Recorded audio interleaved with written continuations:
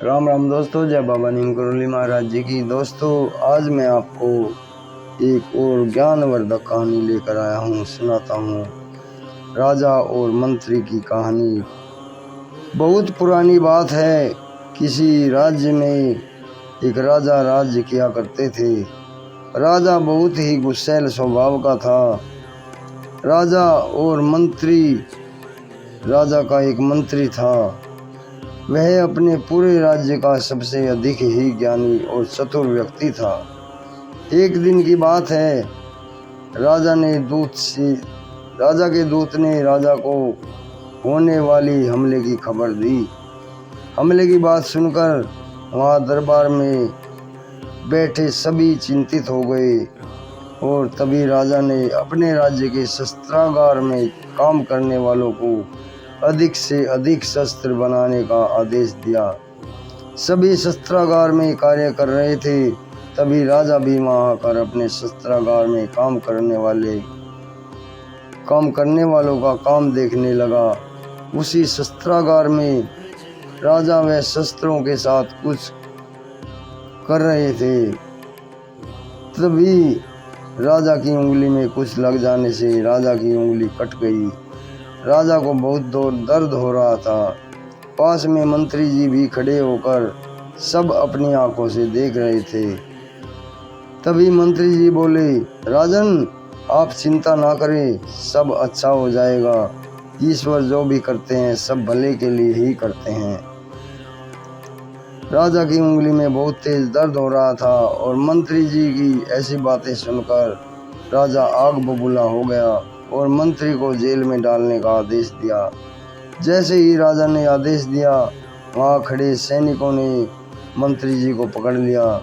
राजा ने मंत्री से पूछा, मंत्री जी, अब आप जेल जा रहे हैं तो अब भी आप यही कहेंगे, ईश्वर जो भी करते हैं भले के लिए ही करते हैं? मंत्री जी जेल जाते जाते भी वही बात दोहराकर बोले, ईश्वर जो भी करते हैं सब भले के लिए ही करते हैं। कुछ दिनों बाद एक दिन राजा का मन हुआ कि शिकार पर जाएं। राजा ने अपने सैनिकों के साथ शिकार खेलने के लिए जंगल गया और कुछ दूर जाने के बाद राजा को एक हिरण दिखा। राजा हिरण का पीछा करते करते राजा अपने सैनिकों से बिछड़ गया और जंगल में काफी अंदर दूर तक चला गया। जंगल के अंदर एक आदिवासी ने राजा को देख लिया और वह अपने कबीले वालों को इशारा कर बुला लिया। कबीले के लोगों ने राजा को पकड़ा और राजा की बलि देने के लिए कबीले ले गए। वह अपने कबीले के मुखिया के पास ले गए। कबीले के मुखिया ने राजा को बलि देने के लिए तैयार लाने का आदेश दे दिया। कबीले के लोगों ने राजा को नहला धुलाकर बलि के लिए तैयार किया और बलि वाले स्थान पर ले गए। राजा बहुत घबराया हुआ था क्योंकि वह बिल्कुल अकेला था। उसके सैनिक उसे जंगल में ही बिछुड़ चुके थे। अब उसकी सहायता करने वाला यहाँ आसपास कोई नहीं था। उसे सिर्फ और सिर्फ ईश्वर पर भरोसा था।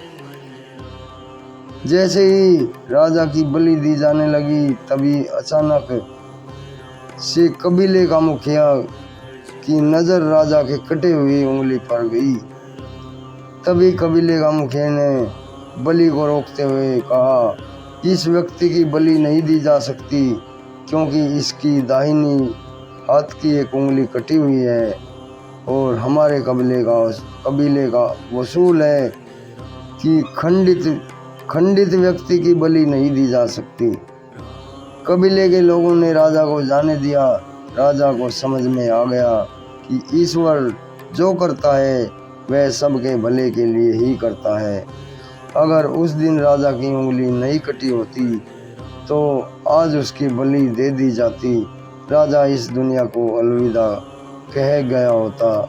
बेचारा राजा जंगल से किसी तरह निकलकर अपने महल पहुंचा और मंत्री जी को बुलाकर पूछता है, मंत्री जी, अब मैं भी इस बात को मानने लगा हूँ कि ईश्वर जो करते हैं सब भले के लिए ही करते हैं। परंतु मैंने आपको इस महल से निकाल दिया और जेल भी भेज दिया, तो इसमें आपके लिए क्या अच्छा हुआ।